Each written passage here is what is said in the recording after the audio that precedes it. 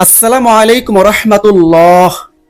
সুপ্রিয় দর্শক শ্রোতা, আজ সোমবার দিনে বারাতে যে কোনো সময় ইস্তেগফারের এই দোয়াটি চুপি চুপি 100 বার পড়ুন।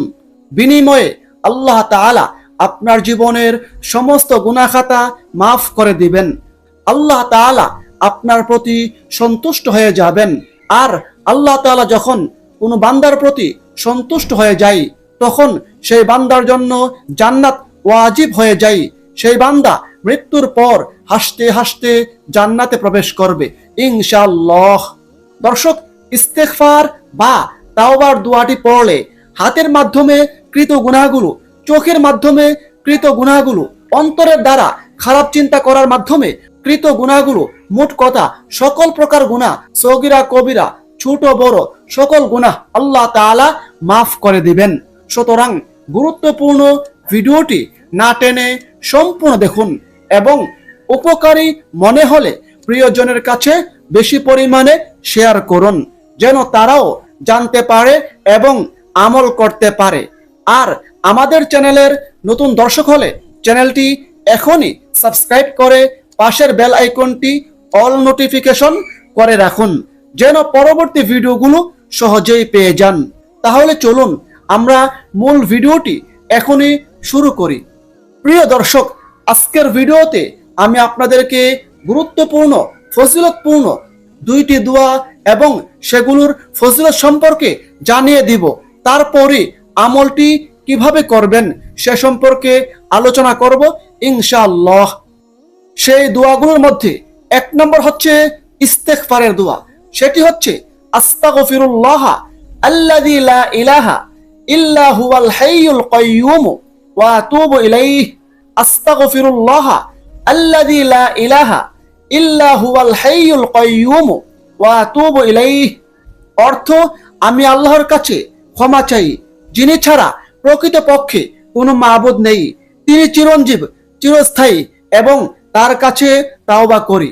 দর্শক, ইস্তেগফারের এই দুয়ার ফজিলত প্রসঙ্গে হাদিসে রয়েছে, আল্লাহর রাসূল সাল্লাল্লাহু আলাইহি সাল্লাম বলেছেন, যে ব্যক্তি এই দুয়ার মাধ্যমে আল্লাহ তাআলার কাছে ইস্তেগফার করবে, ক্ষমা প্রার্থনা করবে, আল্লাহ তাআলা তাকে ক্ষমা করে দিবেন, যদিও সে ব্যক্তি যুদ্ধক্ষেত্র থেকে পলায়নকারী হয়।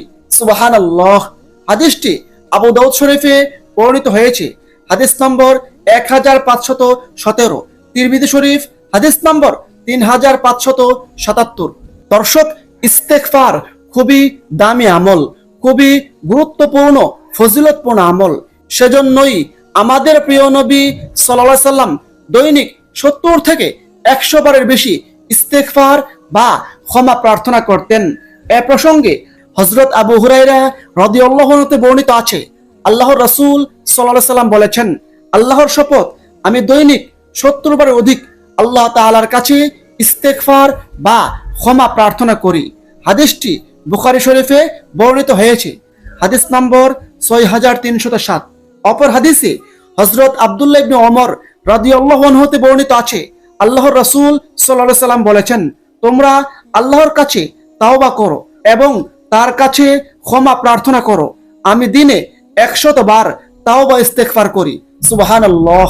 হাদিসটি মুসলিম শরীফে বর্ণিত হয়েছে, হাদিস নম্বর 7034। দর্শক, ইস্তেগফারের মাধ্যমে আল্লাহ তাআলা বান্দার প্রতি সন্তুষ্ট হয়ে যান এবং আল্লাহ তাআলা বান্দার জীবনের সমস্ত গুনাহ খাতা মাফ করে দেন।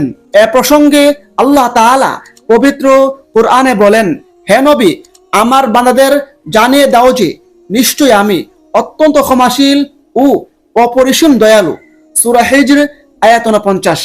আল্লাহ তাআলা পবিত্র কুরআনের অন্য স্থানে বলেন, তোমরা ইস্তেগফার করো, ক্ষমা প্রার্থনা করো আল্লাহর কাছে, আল্লাহ ক্ষমাশীল অপরিসীম দয়ালু। সূরা মুজাম্মিল আয়াত 20। দর্শক, ইস্তেগফার শুধুমাত্র ক্ষমা প্রার্থনা নয়, ইস্তেগফারের মাধ্যমে আল্লাহ তাআলা বান্দাকে অসংখ্য নিয়ামত ও পুরস্কার দিয়ে থাকেন। ইস্তেগফারের মাধ্যমে বান্দার যাবতীয় সমস্যার সমাধান হয়ে থাকে। ইস্তেগফারের মাধ্যমে বান্দার ভাগ্যের পরিবর্তন হয়ে যায়, বান্দার দুনিয়ার যাবতীয় সমস্যার সমাধান হয়ে যায়। এ প্রসঙ্গে হাদিসে রয়েছে, আল্লাহর রাসূল সাল্লাল্লাহু আলাইহি সাল্লাম বলেছেন, যে ব্যক্তি নিয়মিত বেশি বেশি পরিমাণে ইস্তেগফার পাঠ করবে, আল্লাহ তাআলা তাকে বিশাল 3টি পুরস্কার দিবেন। তার সকল প্রকার দুশ্চিন্তা পেরেশানি দূর করে দিবেন, তার সকল বিপদ আপদ দূর করে দিবেন। আল্লাহ তাআলা তাকে এমন উৎস থেকে রিজিক দান করবেন যা সে কল্পনাও করতে পারবে না। সুবহানাল্লাহ। অর্থাৎ ইস্তেগফারের মাধ্যমে আল্লাহ তাআলা গায়েবী ভাবে রিজিক দান করবেন। সুবহানাল্লাহ। সুতরাং প্রিয় দর্শক, প্রত্যেক দিন বেশি বেশি পরিমাণে ইস্তেগফারের আমল করুন। আল্লাহ তাআলা আমাদের সকলকে বেশি বেশি পরিমাণে ইস্তেগফারের আমল করার তৌফিক দান করুন। সকলে কমেন্টে লিখুন আমিন। দর্শক, আজকের 2 নম্বর দোয়া হচ্ছে ইসমে আজমের দোয়া।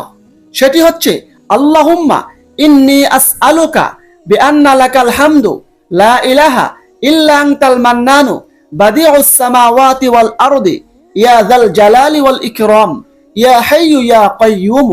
আল্লাহুম্মা ইন্নী আসআলুকা বিআন্না লাকাল হামদু লা ইলাহা ইল্লা আনতাল মান্নানু বাদিউস সামাওয়াতি ওয়াল আরদি ইয়া যাল জালালি ওয়াল ইকরাম ইয়া হাইয়্যু ইয়া কাইয়্যুম।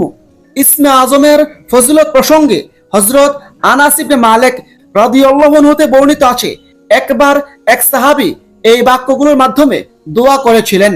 তখন নবী করিম সাল্লাল্লাহু আলাইহি সাল্লাম তাকে বলেছিলেন, তুমি কি জানো তুমি কি দিয়ে দোয়া করেছো?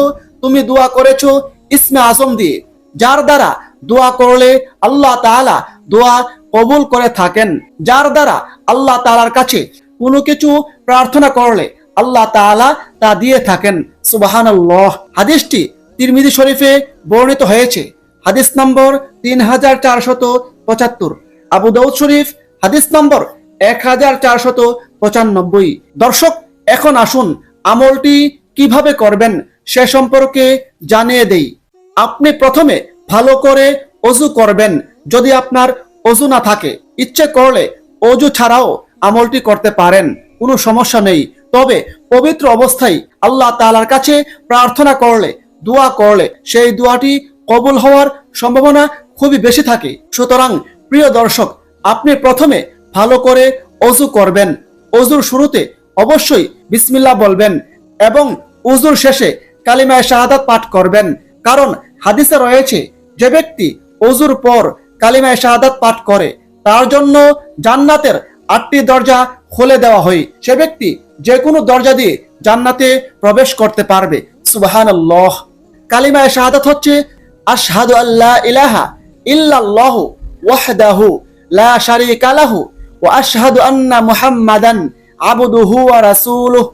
তারপর এক জায়গায় বসে চুপি চুপি মনোযোগের সঙ্গে ইস্তেগফারের এই দোয়াটি 100 বার পড়ুন।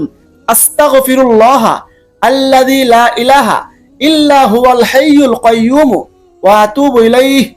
এই দোয়াটি 100 বার পড়ার পর একবার ইসমে আজমের দোয়াটি পড়ুন। আল্লাহুম্মা ইন্নী আসআলুকা বিআন্না লাকাল হামদু লা ইলাহা ইল্লা আনতাল মান্নানু বাদিউস সামাওয়াতি ওয়াল আরদি ইয়া যাল জালালি ওয়াল ইকরাম ইয়া হাইয়্যু ইয়া কাইয়্যুম। তারপর কমপক্ষে 3 বার রাসূলের উপর দুরূদ পাঠ করুন। সেক্ষেত্রে যে কোনো দুরূদ শরীফ পড়তে পারেন। আপনি চাইলে এই সহজ দুরূদ শরীফটি পড়তে পারেন। আল্লাহুম্মা সাল্লি ওয়া সাল্লিম আলা নাবিয়িনা মুহাম্মাদ, আল্লাহুম্মা সাল্লি ওয়া সাল্লিম আলা নাবিয়িনা মুহাম্মাদ। তারপর সর্বশেষে দুহাত তুলে বিনয়ের সঙ্গে কাকুতি মিনতি করে নিজের জীবনের সমস্ত গুনাহ খাতার কথা স্বীকার করে আল্লাহ তাআলার কাছে ক্ষমা প্রার্থনা করুন। আল্লাহ তাআলা ক্ষমা করে দিবেন। আল্লাহ তাআলা জীবনের সমস্ত গুনাহ খাতা মাফ করে দিবেন। আল্লাহ তাআলার কাছে বিপদ মুসিবত থেকে মুক্তির জন্য প্রার্থনা করুন। দুশ্চিন্তা পেরেশানি থেকে মুক্তির জন্য প্রার্থনা করুন। আল্লাহ তাআলা আপনার দুশ্চিন্তা পেরেশানি দূর করে দিবেন, বিপদ মুসিবত দূর করে দিবেন। গায়েবী ভাবে রিজিক লাভের জন্য আল্লাহ তাআলার কাছে দোয়া করুন। আল্লাহ তাআলা আপনার দোয়া কবুল করবেন, গায়েবী ভাবে রিজিক দান করবেন। বৃষ্টির ফুটার মতো রিজিক আসতেই থাকবে ইনশাআল্লাহ। মহান আল্লাহ তাআলা আমাদের সকলকে বেশি বেশি পরিমাণে ইস্তেগফারের আমল করার তৌফিক দান করুন। আমিন। আসসালামু আলাইকুম ওয়া রাহমাতুল্লাহ।